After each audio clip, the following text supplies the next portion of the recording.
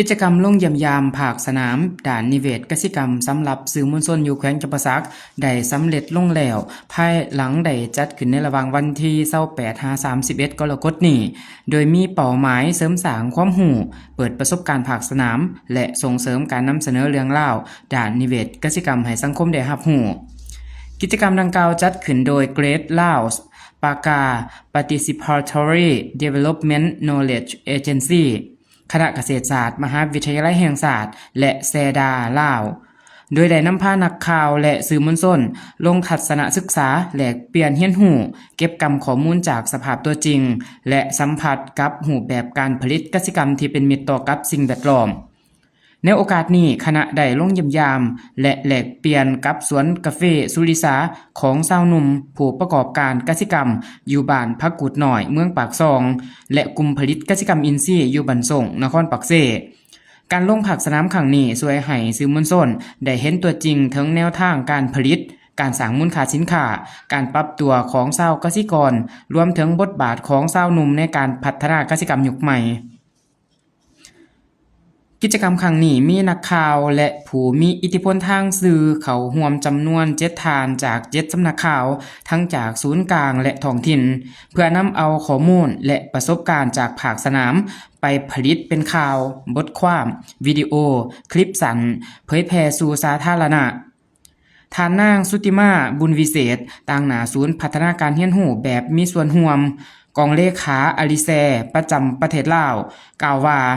การจัดกิจกรรมครั้งนี้มีจุดประสงค์เสริมสร้างความรู้ให้สื่อมวลชนเกี่ยวกับนิเวศกสิกรรมโดยเฉพาะบทบาทของชาวหนุ่มรุ่นใหม่ที่นำใส่รูปแบบการผลิตอินทรีย์ควบคู่กับการเสริมสร้างการมีส่วนร่วมอย่างเสมอภาคระหว่างหญิงชายสบายดีข้าพเจ้าสุติมาบุญวิเศษต่างหน้าจากศูนย์พัฒนาการเรียนรู้แบบมีส่วนร่วมซึ่งว่าพวกเขารับผิดชอบเป็นกองเลขาอาดิเซียประจำประเทศลาวโดยสำหรับจุดประสงค์ในการลงภาคสนามครั้งนี้ก็แมนพวกเขาแมนพยายามอยากส่งเสริมเกี่ยวกับเนื้อในข้อมูลข่าวสารเกี่ยวกับเวียกงานนิเวศกสิกรรมซึ่งว่าอยากโปรโมทเนาะหรือว่าอยากส่งเสริมเกี่ยวกับวัยหนุ่มหรือว่าพื้นที่เนาะที่ว่ากำลังดำเนินเวียกงานนิเวศกสิกรรมเพื่อให้ชุมชนของพวกเขาได้รับรู้ข่าวสารโดยสำหรับการลงมาในครั้งนี้เนาะมันพวกเขามี2หัวข้อที่ว่าแตกต่างกันซึ่งแข่งจำปาสักเป็นอีกหนึ่งพื้นที่ที่ว่าเป็นพื้นที่ที่มีความอุดมสมบูรณ์เนาะทางด้านการปลูกกาแฟเนาะซึ่งว่าสวนสุริสาเองเป็น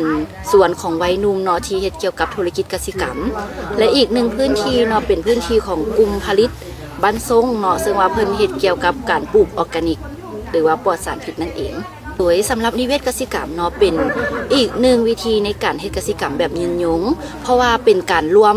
เอาเทคนิคต่างๆเนาะบ่ว่าจะเป็นการหมุนเวียนมาใช้คืนใหม่เนาะการนำใช้ทรัพยากรอยู่ในพื้นที่ให้เกิดประโยชน์สูงสุดเนาะนอกจากนี้แล้วเนาะการเฮ็ดนิเวศกสิกรรมก็เป็นอีกหนึ่งช่องทางเนาะในการลดผ่อนการนำใช้สารเคมีหรือว่าปลอดสารเคมีในการเฮ็ดกสิกรรมเลย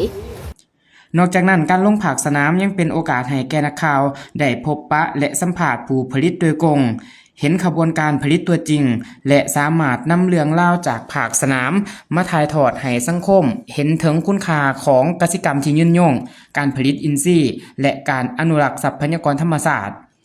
การจัดกิจกรรมครั้งนี้บ่เพียงแต่เป็นการเพิ่มพูนความรู้ให้แก่สื่อมวลชนเท่านั้นแต่ยังเป็นขั้วเชื่อมระหว่างนักข่าวนักวิชาการองค์การพัฒนาและชาวกสิกรในการแลกเปลี่ยนองค์ความรู้และประสบการณ์เพื่อนำไปสู่การสร้างความรับรู้ใหม่ในสังคมลาว